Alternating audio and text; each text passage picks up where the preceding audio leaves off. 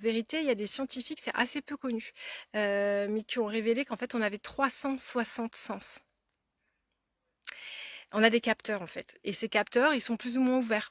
Et c'est ça qui fait que bah, tu ressens les influences et l'énergie. Alors quand tu es comme ça et que tu sais pas réguler ton énergie, là c'est un autre exercice. Donc là en fait je vais continuer, je vais vous enseigner et en même temps je vais vous montrer les mouvements que je fais et je sais exactement pourquoi je les fais. Donc je peux vous transmettre l'intérêt de chaque énergie. Et en fait là, mon corps est en train de faire des mouvements qui cherchent à retrouver la présence. Je sais que mon corps là est en train de stimuler parce qu'il cherche à vivre en présence.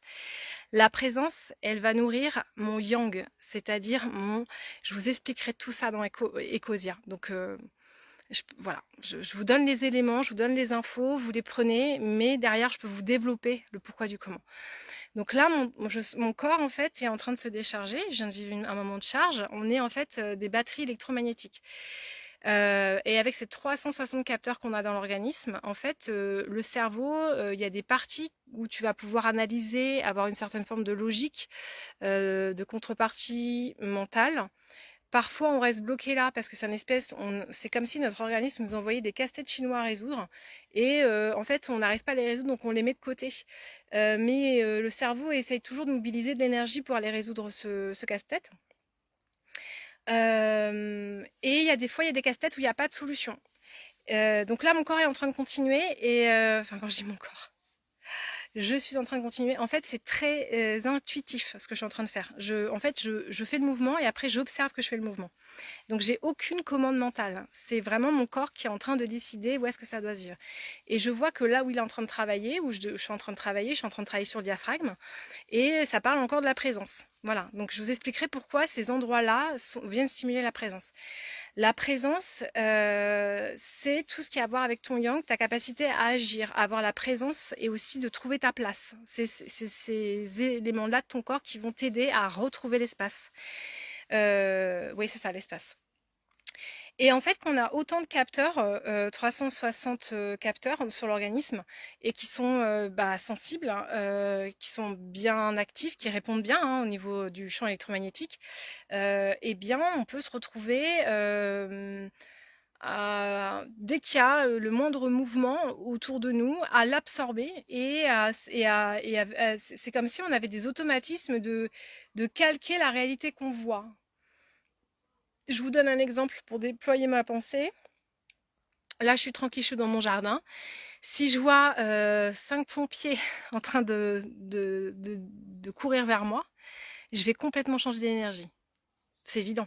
Et en fait, je vais me laisser embarquer. C'est-à-dire qu'à partir du moment où je vois les pompiers, je sais qu'il y a un feu, je vais tout de suite bouger.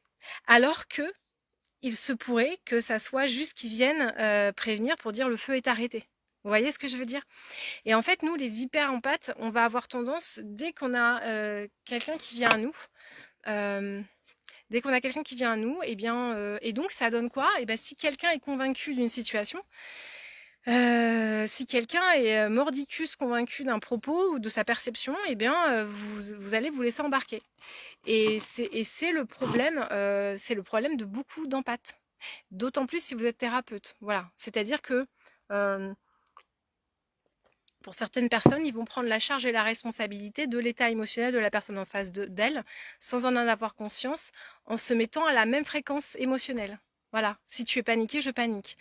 C'est une généralité que je fais, hein, mais c'est surtout pour aider à la prise de conscience. Euh, Là, donc là, je continue, et là, je suis en train de passer. Ah, j'ai j'ai euh, j'ai mon bailleur qui m'appelle, et j'espère que vous m'entendez. Je sais pas si vous m'entendez encore quand je parle et qu'on m'appelle.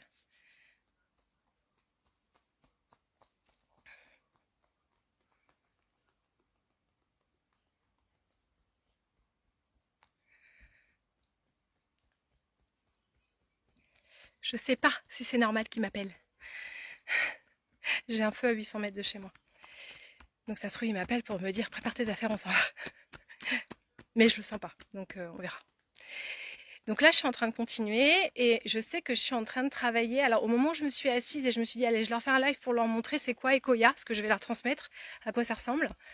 Euh, alors là, je suis en train de venir stimuler mes bandas. Mais voilà, il faut que je vous donne toutes les bases en fait. Il faut que je vous fasse toute la transmission. Donc je vais commencer par vous donner les bases. Et quel est l'intérêt de stimuler ces deux points-là en fait. Voilà. Moi je sais très bien pourquoi mon corps est en train de stimuler ces deux points. Voilà, je peux vous donner l'explication exacte. C'est que je suis en train d'essayer de renforcer mon banda et je suis en train de travailler mon thymus aussi. Voilà, donc ça se fait, on laisse faire le temps que ça a besoin. Donc si vous êtes du genre à vous laisser embarquer par l'énergie des autres, ou si vous êtes du genre à avoir du mal à avoir le premier rôle de votre vie, ça donne quoi? Ça donne quelqu'un qui, quand il est seul, il a l'impression qu'il n'a pas de but de vie. C'est quelqu'un qui a perdu son centre et qui du coup a besoin d'un objet de projection pour y mettre son centre. Et une fois qu'il a trouvé son centre, il ne se sent plus jamais seul. Sauf que, alors c'est la bonne logique, effectivement, quand tu auras trouvé ton centre, tu ne te sentiras plus jamais seul. Mais pour ce faire, il faut que le centre, ça devienne toi et non pas un objet de projection. Donc il faut que ça soit un objet intérieur et non pas. Donc ça faut que l'accroche du vivant se fasse par l'intérieur. Ouh, là je sais que ça va faire mal.